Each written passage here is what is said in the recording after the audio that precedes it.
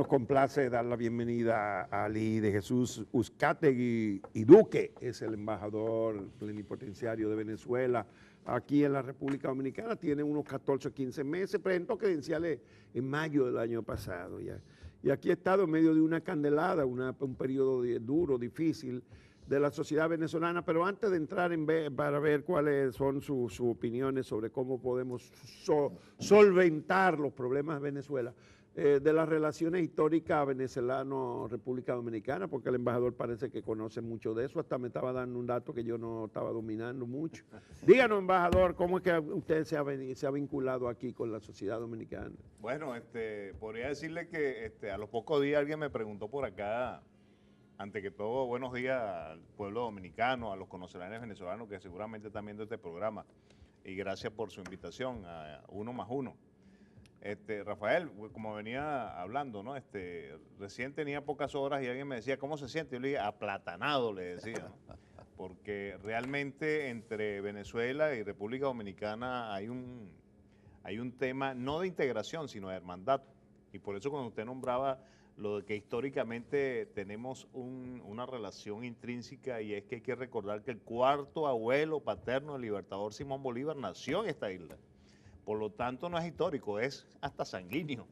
El padre de la patria, pues, como ustedes saben, tuvo una maravillosa actuación desde el punto de vista de lo que representó para la independencia y la autodeterminación de América Latina y el Caribe, porque también fue una influencia. Y no solamente para América Latina y el Caribe, para Europa también, para los Estados Unidos. Ahí tenemos a Francisco de Miranda, también otro gran hombre de nuestra historia. Bueno, pero dicen que Bolívar fue el combatiente que más territorio recorrió en todo el mundo, de todas las épocas. Para ayudar a las independencias de los y países. para ayudar a 4, 5, 6 países, incluyendo Venezuela. La Gran Colombia, hay que recordar. Sí, la Gran Colombia. Sí, señor. Bueno, pero aquí nosotros también nos sentimos históricamente familiarizados con Venezuela y vinculados, sí. Claro. Pero eso también implica que tenemos mucha preocupación en el país sobre la situación venezolana, el deterioro económico y político y esa división tan profunda que hay en la sociedad, que ahora mismo afronta un camino de confrontación en torno a una convocatoria unilateral, digamos, porque en medio de la crisis no ha habido una conciliación de posiciones. ¿Cómo lo ve usted, embajador? ¿Cómo vamos a salir de esta primero que nada quiero agradecer porque entrando al estudio escuché las gloriosas notas del alma llanera. Del alma llanera. Alma llanera, en verdad que se le hincha a uno el corazón y le hierve la sangre de pasión. Eso también es de aquí, el alma llanera es de aquí también, embajador. Sí, señor. En verdad que el tema político, el tema social, el tema económico de nuestro país fluye no de estos últimos 18 años, sino de hace varias décadas. Hay que recordar que desde 1958 la fecha se ha vivido por una lucha democrática y social permanente, que nuestros dirigentes de alguna u otra forma, bien sea de partidos tradicionales, que gestaron durante los años 50, 60, hasta los 90, 98, tuvieron de alguna u otra manera embelesado al pueblo con una serie de potestades que nunca cumplieron. Hay que recordar que para 1998 en Venezuela había casi aproximadamente el 75% de la población en pobreza. Hay que ver la importancia que radica para un país, para su desarrollo, cuando de alguna otra forma sus pobladores no tienen las condiciones necesarias para contribuir al desarrollo del país. Hoy, a pesar de todo el problema político y económico, seguimos en ese proceso de la activación de las políticas públicas que se han establecido durante 3 planes de desarrollo, que son 2001, 2007, 2013 y 2013-2019, que son del Plan de Desarrollo de la Patria, y los cuales por Simón Bolívar. Y por lo tanto, dentro de ese mismo contexto se ha venido desarrollando una serie de actividades para el bienestar del pueblo venezolano. Cuando usted me habla del aspecto económico, sí, hemos tenido un proceso de guerra económica en donde ahí se podemos detectar que hay 3 elementos que intervienen y no son variables, son problemas que intervienen realmente, no como variables, sino como elementos incidentes, como es el constante acción por parte del gobierno de los Estados Unidos, lamentablemente, denominado el Gran Imperio, gran corporación industrial del mundo, gran ente militar con una potencialidad de hegemonía en representación, tanto así que uno cuando observa el mapa mundial pues ve cómo está cuadriculado con los diferentes comandos. Nosotros tenemos un gran comando aquí que es el Comando Sur. A mí nunca me preguntaron si yo quería ser comandado por el Comando Sur, a ninguno de América Latina nos preguntaron si queríamos ser comandados por el Comando Sur, pero está allí, atento a contribuir a las democracias, no sé a qué tipo de democracias, pero sí atento a contribuir a la democracia. Entonces es importante de ello que dentro de la incidencia del problema económico que hemos tenido en Venezuela ha sido más que por injerencia que por cualquier otra situación, porque se han venido desarrollando, rescatar el proceso de aquel concepto de representatividad que nada más era un grupo parlamentario el cual tomaba las decisiones políticas, económicas y sociales de un país a una acción que se estableció a través de la Constitución de 1999, elegida el 15 de diciembre de ese mismo año, en la cual se estableció el concepto de participación, en donde la pluralidad y por supuesto el pueblo en general es parte activo del cumplimiento de esta Constitución. Hay que recordar que ellos fueron los que eligieron Bueno, embajador, todo eso está correcto, bien, pero el problema es que Venezuela no ha podido defenderse bien, entonces, porque tiene una inflación que ha llegado a 3 dígitos, hasta 1000%. Sí, hay que entonces, la situación de Venezuela, ustedes tienen que verla con un sentido autocrítico. ¿Qué ha pasado dentro que no han podido evadir esas provocaciones internacionales y han llegado a ese nivel de deterioro que tiene a las clases medias? Hay un nivel de clase popular que hemos aquí proclamado que mejoró sus condiciones de vida, pero las clases medias se han deteriorado enormemente y usted sabe que son fundamentos. Clase media que ya venía deteriorada, porque para 1998 desde antes, ya no había clase media. Pero se ha deteriorado mucho más. Se ha deteriorado porque de alguna u otra forma la inflación se ha tragado lo que es el valor de la moneda y el proceso hiperinflacionario que ha ocurrido en Venezuela, pues prácticamente para obtener los bienes y servicios es bastante costoso actualmente. Y más aún cuando están operando elementos financieros foráneos para atacar la economía venezolana. Hay que recordar que, y no es que lo vaya a indicar acá como una excusa, no. Lo que quiero es realmente puntualizar que Venezuela lamentablemente se ha caracterizado por ser un país monoproductor. Y uno de los grandes... monoproductor de petróleo.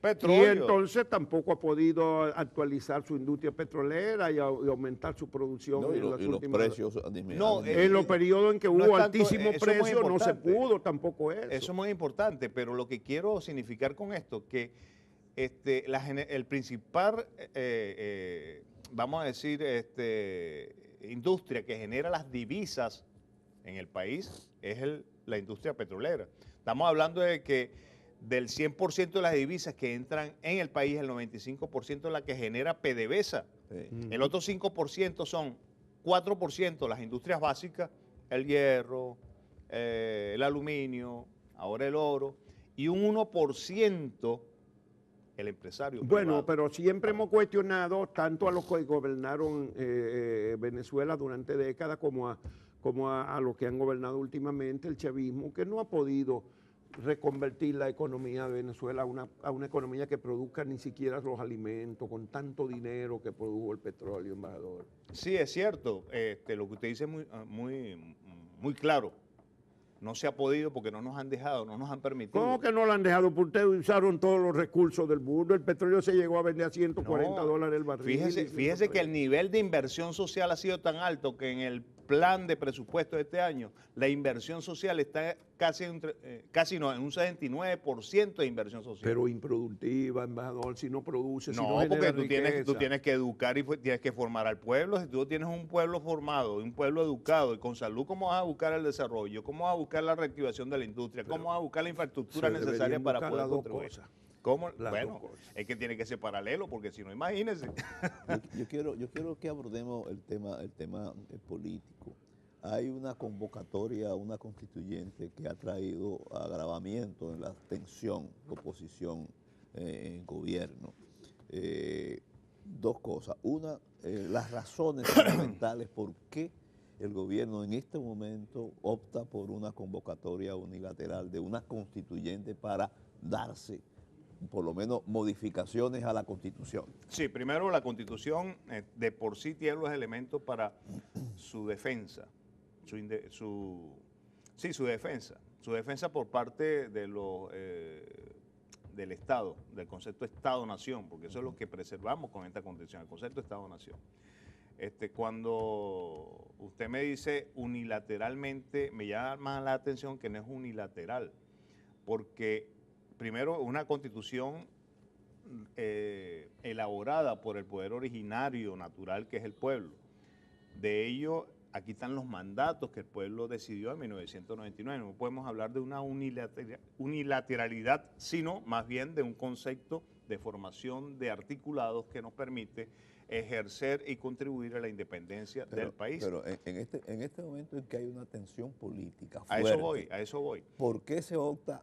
¿Con qué propósito se opta de no, lo que quería era, acuerdo? Lo que quería era especificar lo de la unilateralidad, sí, porque también tenemos que hablar de la multilateralidad, pero en el concepto unilateral no es así, sino todo lo contrario, estamos cumpliendo con la Constitución, que es un mandato del pueblo. ¿Qué ocurre? ¿Por qué hemos llegado a estos momentos históricos? Bueno, sencillamente porque en 1999, vamos a ser más específicos, el año 2002, cuando hubo el primer golpe de Estado. El intento de golpe de Estado. No, lo hubo, porque duraron 72 horas. Bueno, frustrado golpe de Estado. Tanto así que a Carmona le dicen, ¿cómo que le dicen? El presidente efímero. Pedro el Breve. Pedro el Breve, sí. Porque duró 72 horas, realmente estuvo, y bueno, eliminó todos los poderes, eliminó la Constitución de un plomazo. Oye, y eso no es dictadura, eso fue democracia.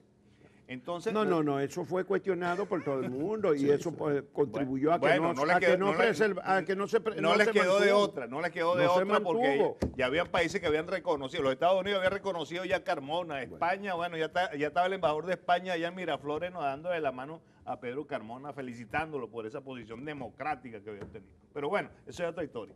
Entonces, ¿por qué la constituyente? Sencillamente porque desde ese momento histórico se ha estado llamando al diálogo. Yo todavía recuerdo el 14 de abril del 2002, cuando el señor presidente de la República, Hugo Chávez Frías, a las 3 de la madrugada, con un crucifijo en la mano, llamó a la reconciliación, llamó a la paz, llamó al diálogo con todas las instituciones y las fuerzas vivas del Estado y de la sociedad, por supuesto. Y desde ese momento, llamando al diálogo, iban al diálogo, se paraban de la mesa del diálogo, y así ha sido todo el tiempo. No quieren realmente Bueno, la Constitución bolivariana fue fruto de un gran proceso constituyente, pero establece una Asamblea Nacional también. Y entonces ustedes han convocado a un plebiscito para modificar la Constitución, ignorando la Asamblea Nacional. No, el concepto plebiscito no aparece aquí. No. Por favor, aquí no aparece. No aparece, no está previsto. Oye, entonces, con menos razón se puede hacer sin contar con la Asamblea Nacional, que la Asamblea de Legislación. No, es que lamentablemente, según el artículo 347, 348 y 349 de la Constitución, establece que puede tener la iniciativa el presidente de la República ante el Consejo de Ministros para llamar a la constituyente, no un plebiscito, a la constituyente. Bueno, la constituyente, pero no cuenta para nada el Parlamento. No es que no cuente. Bueno, pues no cuenta, embajador, en todas partes del mundo. Una constituyente tiene que lo dice la Constitución, el 347, el 348, el 349, más aún, la Asamblea también está incluida, pero no tuvo la iniciativa, quien la tuvo fue el presidente de la República. Pero al margen, pero sin buscar acuerdo con el resto del sistema político. No hay ningún margen, no me venga con ese cuento. Más aún, hay que recordar que hace meses atrás la oposición, y lamentablemente no traímos por allí a lo mejor algunos videos, salieron los principales líderes de la oposición llamando a una constituyente. Debemos de recordar eso. Queremos constituyente, amamos la constituyente. Cuando el presidente llama a la constituyente, resulta ser que no, que la constituyente ya no sirve. Porque ¿qué es lo que pasa? Finalmente lo que buscan es destruir el proceso o eliminar el proceso revolucionario en el país y por otro eliminar esta constitución. Sí, pero el presidente se reservó la tercera parte de los miembros de esa constituyente para atribuírsela a los sectores sociales, pero ¿quién los controla? Me perdona que lo contraiga, don Rafael. ¿Cómo es? ¿Cómo es la cosa? A pesar de que usted debe tener herencia bolivariana, Sí, por su apellido, de esencia y naturaleza. No, yo lo llevo por nombre, que es más, me lo Juan pusieron Bolívar. de nombre por el Libertador. Y entonces dentro de ese mismo contexto, como usted dice, se llamó a todo el pueblo venezolano a la Asamblea Nacional Constituyente. Los que se negaron, hay que resaltar, los que se negaron a ir a esta constituyente fue la oposición. Tanto Pero sí eso que está tengo claro, embajador, está claro que la oposición no se ha negado esa constituyente. El problema es, la pregunta es, ¿van a elegir el 100% en esa asamblea constituyente? En esa elección de la constituyente, ¿van a escoger el 100% o van a escoger nada más 2/3 partes? Y la tercera parte, ¿quién la va a designar? De los miembros de esa constituyente. Fíjese, son 545 miembros de la Asamblea Constituyente, de los cuales 364 son territoriales. Y cuando llamamos territoriales son de toda la representación Eso son lo que va a hacer por el voto universal. Claro, por el modo universal y ¿Y secreto. el resto cómo va a ser? Los demás son, los otros 181 diputados son sectoriales. ¿Y quién los va a escoger? ¿El mismo pueblo? Pero va a votar el pueblo por ellos. Claro. Va a votar que igual que como se vota por todos los Claro, fíjate que tanto así que en los sectoriales están representados los campesinos, los trabajadores, los consejos comunales, los discapacitados. O sea, hay una heterogeneidad de la representación de la población venezolana que profundiza ese proceso de diálogo. Ahí es donde se invita a la oposición a que venga la constituyente también, pero no, ellos se niegan. Y si no tienen representantes, es culpa de ellos, no bueno, es culpa embajador, del proceso. es que esos procesos tienen que ser de alguna manera una concertación política. Eso es lo que no hay en Venezuela ahora mismo, concertación política. Que no hay concertación. Para una constituyente tiene que haber concertación Claro entre que el hay gobierno y los claro otros que hay sectores concertación, sociales. claro que Pero hay ha ignorado el Parlamento, que tiene 2/3 partes, la oposición ganó 2/3 partes en la última Mira, hay elección. que recordar el 5 de enero del 2016 cuando asumió el Parlamento la oposición, como usted está diciendo, que tiene las 2/3 partes, las 3/4, casi la totalidad, 2/3 parte de la Asamblea Nacional. En unas elecciones organizadas por el gobierno libre, y la libre y oposición, democrático, la oposición ganó que nosotros defendimos mayoría. como defendíamos antes los resultados de las elecciones de Chávez y decíamos que bueno, que ese era el gobierno. Bueno, ese era el gobierno, esa era la Asamblea. Bueno, esta es la Asamblea también. Pero la Asamblea, y lo digo con mucha honestidad, perdió su momento de lujo, porque debieron de haber presentado, ya teniendo esa fortaleza como un poder dentro de los 5 poderes, de haber presentado un proyecto de gobierno, un proyecto de desarrollo social, un proyecto de desarrollo para el pueblo. Pero ¿qué fue lo que hicieron ese 5 de enero? Amenazar al presidente de la República. Usted lo que le quedan son 6 meses y vamos a un referéndum. Y el referéndum, entonces, sabiendo que tenían que cumplir con un cronograma, lo solicitan a destiempo para que se fuera rodando. Bueno, mire, ahí yo estoy de acuerdo con usted. Yo desde el principio, cuando eso ocurrió, dije que era demasiado agresivo. Antes de que se juramentaran como legisladores, ya ellos estaban amenazando. Eso fue un radicalismo político absoluto y contribuyó a esa profundización de la división en dos de la sociedad venezolana. Pero tenemos esa división, ¿cómo que vamos a salir de ella, embajador? Esa es la pregunta. La pregunta, señor embajador, es, hay una situación... La constituyente parece que no nos lleva a salir, sino a profundizar eso. Tenemos una situación de dificultad económica, social y política.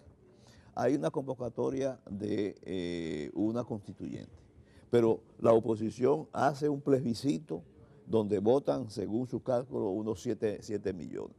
¿En qué medida esta situación va a provocar una salida institucional o no? Lo que tenemos cierta interés en Venezuela nos preocupa que no vemos salida institucional. Y cuando no hay salida institucional, los sistemas políticos buscan salida. Sí, lo que pasa es que lamentablemente dentro de todo esto está el contexto mediático. Tanto es así que estamos hablando y me llama mucho la atención que le damos como un posicionamiento legal a lo del plebiscito, lo cual no es para nosotros los venezolanos ni en la Constitución. No es legal, pero tiene efectos políticos muy importantes. A eso voy. Son efectos políticos, como una manifestación, como una recolección de firmas, etcétera, etcétera, etcétera. Pero tanto dentro de esos efectos políticos también se van observando una serie de anomalías que no se resaltan. ¿Cómo es posible que, por ejemplo, si recogen unas firmas, cómo van a quemar las actas? Si es una prueba, y después hablan de que votaron supuestamente 7 millones y algo de venezolanos, lo cual tampoco hay evidencia, más aún por la cantidad de puntos de recolección de firmas, muy difícilmente se podría llevar a 7 millones. O sea, elementos que se pueden trabajar y estamos hablando hoy en día de la posverdad, donde una mentira se convierte en una verdad, y eso es lo que lamentablemente y mediáticamente pero eso no hemos es de hoy estado. día, hace muchas décadas que es así. Pero eso ahora Eso con la hablamos guerra de hablar de pero eso, claro, pero pero igual con la los guerra de la medios de quinta, comunicación antes más controlado que ahora, porque ahora las redes, ¿qué es controlado?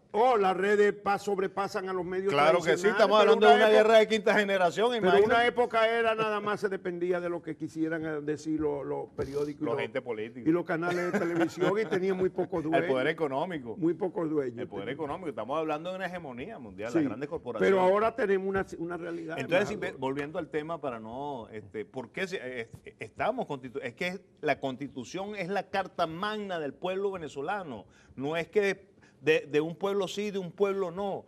Esta, guste lo que no le guste, es la Constitución de la República Bolivariana de Venezuela, y la cual nos debemos a ella, tenemos nuestros deberes y derechos, y en ella debemos de trabajar. Aquí están los lazos constitucionales, aquí están los diferentes elementos que se deben utilizar para llamar a un referéndum, a un revocatorio, todos los elementos políticos necesarios. Pero el gobierno bloqueó el referéndum a toda costa que quería Pero la si oposición. acabamos de hablar, mi estimado don Juan, que no fue que bloqueó, ellos se bloquearon porque pidieron el referéndum a destiempo, buscando ese bloqueo y echarle la culpa al gobierno. Y Pues no si ellos- reunieron un montón de firmas y cosas para eso.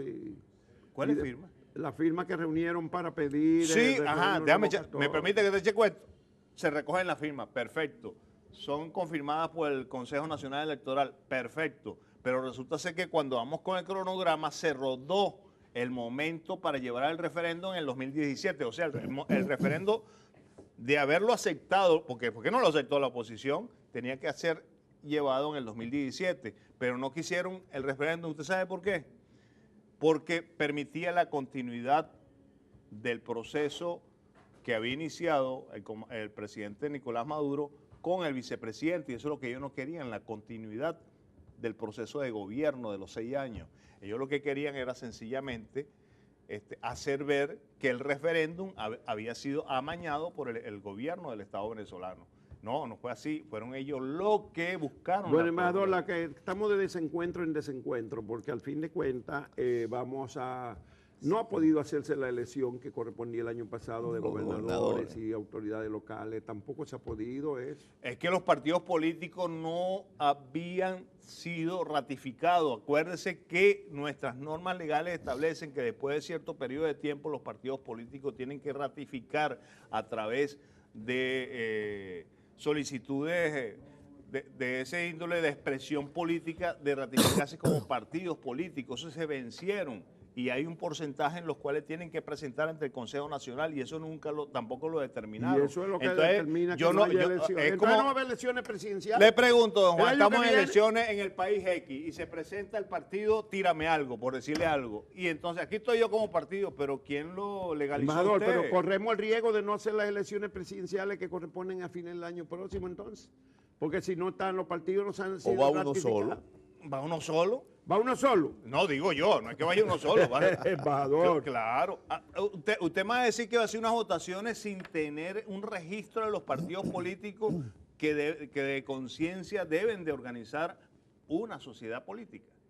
Bueno, Deben una estar sociedad- legalizado o no. Hay independientemente que recordar de- lo que le pasó al Partido Comunista en los años 50 y 60 cuando los legalizaron. En Venezuela tenemos historia de eso, en los años 60, que fueron legalizados a pesar de haber constituido el Pacto de Punto Fijo. Bueno, no lo constituyeron, los negaron a que constituyeran el Pacto de Punto Fijo. Y venía desde Washington. Y cuando llegaron acá resulta ser que estaba excluido, habiendo contribuido al proceso de la remoción del presidente Pérez Jiménez, porque también tuvieron ellos el Partido Comunista, pero cuando se reunieron en Washington y llegaron de allá, AD, COPEI y URD, resulta ser que llegaron solos y ya habían execrado el Partido Comunista porque no les interesaba. Hay que recordar la fulana Guerra Fría o la hegemonía que representaba la Unión Soviética, lo cual le daban el contexto de todos los males sociales y socialistas y comunistas del mundo. Entonces fue un enfrentamiento entre dos procesos de esa Guerra Fría, el capitalismo y el socialismo, y bajo la función de eso que está lo económico, el poder económico. Entonces, lo que hablamos de Venezuela no solamente es que se encuentre el enfrentamiento de un proceso capital o social, no es el problema económico, es la hegemonía de las grandes corporaciones. El profesor Don Juan hablaba de algo muy importante y yo lo releo mucho, que es, y tiene una obra para mí importante, que es el pentagonismo. El pentagonismo, antes hablábamos de lo que era el colonialismo, pero pasó a ser el pentagonismo porque son las grandes corporaciones a través de las Fuerzas Armadas o la Fuerza Militar o el desarrollo militar que tienen los Estados Unidos. Hay que recordar que a través de la Primera y la Segunda Guerra Mundial, pero ¿de dónde surgió la industrialización de los hasta Estados los años Unidos? 60 o Sí. 70. Ahora, Pero ahora el poder económico transnacional de ese país Pero luego, ya sobrepasó el pentagonismo. Ya. Ahora, sí, pero lo mantiene porque es su principal elemento de seguridad y domina el mundo. Bueno, la correlación, no de fuerza, sino la forma de funcionamiento de los poderes en Venezuela. La percepción que uno tiene es que hay un predominio hegemónico con escasos límites del poder ejecutivo sobre todos los poderes y especialmente sobre el poder legislativo. ¿Cómo es eso? Sí, lamentablemente esa pregunta es muy importante porque ahí vemos un elemento que pudiera disociar, o mejor dicho, disoció, que es el Parlamento, que es la Asamblea Nacional Constituyente. Estamos hablando de 5 poderes. Y que pareciera que el Ejecutivo es el que domina. No, el que domina es la Constitución, porque hay que recordar que esta Constitución es socialista, en la cual permite sociabilizar todos los elementos del Estado en función de...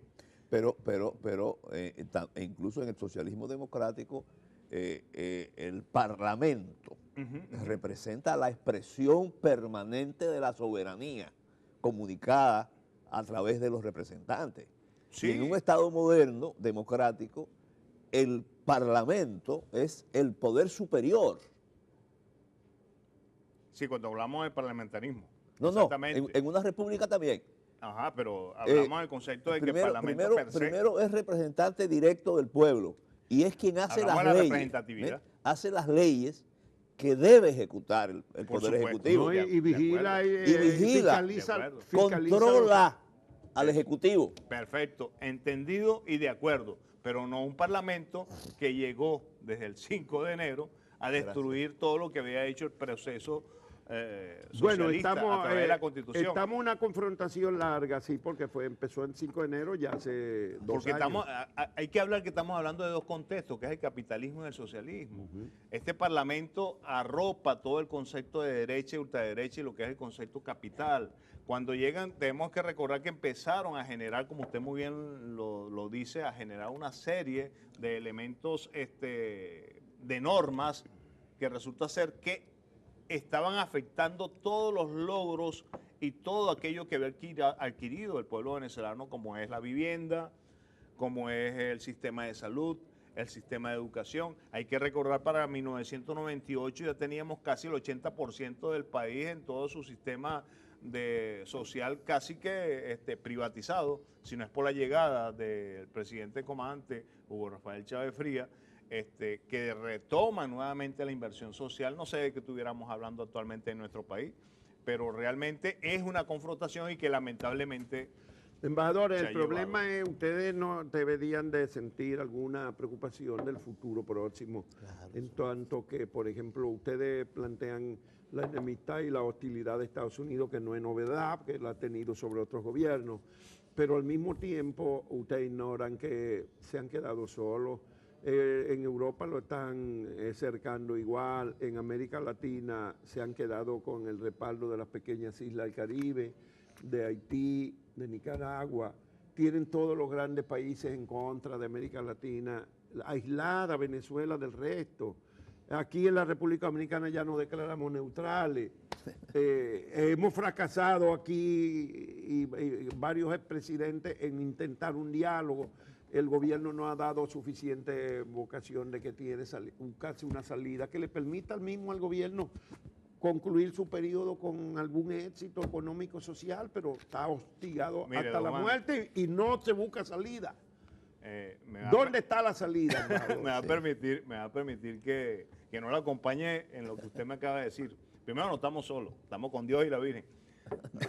Es una ayuda poderosa, pero Dios dijo, ayúdate, que yo te ayudaré. Bueno, dicen. Primero tiene usted que ayudarse. Dicen que la Biblia y que establece, ayúdate que yo te ayudaré. Sí. Pero más que una expresión bíblica, yo creo que es una expresión literaria de algunos pensadores, ¿no? Y más que todo de la religión católica. Pero que en el contexto no nos sentimos solos, nosotros estamos bien acompañados. Hay que recordar que nosotros tenemos la presidencia y pertenecemos al movimiento de los no alineados y recibimos hace 3 meses el soporte de 165 países en los movimientos no alineados. Si eso está solo, dígamelo. Ahorita acaba de concluir en Nicaragua. ¿Pero ustedes tienen la presidencia? Sí, de los señor, no alineados. Sí, Entonces eso no es ninguna magia que hayan recibido el apoyo de los no alineados. Pero imagínate siendo la presidencia y que no te apoyen, oye, eso es grave. Por eso. Y eso es grave. Pero de hecho y de proceso, por presidente, me perdonan que me ría porque el gobierno, estamos hablando de la deposición del enfrentamiento de dos procesos. Entonces, como usted me acaba de decir ahorita, bueno, usted es la presidencia y tiene que tener apoyo. Bueno, pero entonces lo que ocurre en Venezuela, no tenemos el apoyo de todos los venezolanos, lo mismo ocurre con la presencia de Venezuela ante el movimiento de los no alineados. Ahorita en el foro de San Pablo acabamos de recibir también el apoyo y no tenemos la presidencia de los 32 países del foro de San Pablo. Tenemos el CARICOM, que de alguna otra forma somos observadores y tenemos el apoyo. Eso es estar solo, ¿no? Eso está bien acompañado dentro de un proceso multilateral. Bueno, el tiempo se nos acabó, embajador, y nos queda la pregunta final al definitiva. ¿Qué salida tiene la crisis política? Porque hay una crisis política y económica. Claro que la hay, y es generada. No hay posibilidad de un acuerdo para buscar una salida. La crisis política es generada porque no se quieren cumplir con los lapsos. Y Perfecto. Está establecido que para el 2018, 2019 hay elecciones presidenciales. No la quieren así, quieren que el presidente Maduro se vaya para buscar unas primarias y no tomar en cuenta la Constitución. Es decir, que no hay salida institucional hasta el periodo no se puede adelantar. Es que no estamos hablando de salida constitucional, estamos hablando de un proceso electoral que se cumple ahorita el 30 de julio con la elección de 545 constitucionalistas. Viene la Asamblea Nacional Constituyente, eso no quiere decir... Pero usted no reconoce que eso ha desbordado la oposición y ha enconado mucho más la diferencia en Venezuela. ¿Lo reconoce? No, yo lo que lamentablemente... y digo lamentablemente con mucho dolor como venezolano, es la violencia que se ha generado por falta de esta confrontación entre la oposición y el gobierno. Una violencia que lamentablemente se la han querido achacar al gobierno nacional, pero los ejemplos y la práctica ha dado y ha connotado que ha sido la oposición. No hay salida entonces, embajador. No, claro que la hay. Tenemos el 30 de la constituyente. Ya. No, pero digo, frente a esa confrontación no hay posibilidad de una conciliación. No. Claro que la hay. En la política está el diálogo, está la discusión y están los acuerdos. ¿Cierto? La oposición no quiere ni discutir, ni ir al diálogo, quieren es que se vaya el presidente. Los mediadores internacionales nos dicen que... Pero bueno, acuérdate que cuando digo es de alegría. Hay que recordar que el presidente Medina, un acto de ese proceso de hermandad histórica que tenemos, se dio el territorio para continuar con el proceso de diálogo. Aquí se presentaron líderes de la oposición, 5 presidentes, los cuales se dice que el presidente Zapatero contribuyó a la casa por cárcel de Leopoldo López. Bueno, Se nos acabó el tiempo hace rato. Sí. Bueno, es una pena porque hace rato tenemos 40 minutos, embajador, es una pena que no podamos seguir conversando. Pero bueno, vamos a desearle a Venezuela que encuentre algún camino de conciliación Amén que dice, amén para que que esa confrontación no vaya a derivar en alguna situación más grave todavía. Estamos luchando por 18 años trabajando en eso. Le deseamos muchos éxitos al embajador. Y una salida. Ali Sí, de señor. Jesús Uzcategui Duque, embajador de Venezuela en la No, República. gracias Rafael, gracias Muchas Manuel por esta gracias. invitación y a sus órdenes.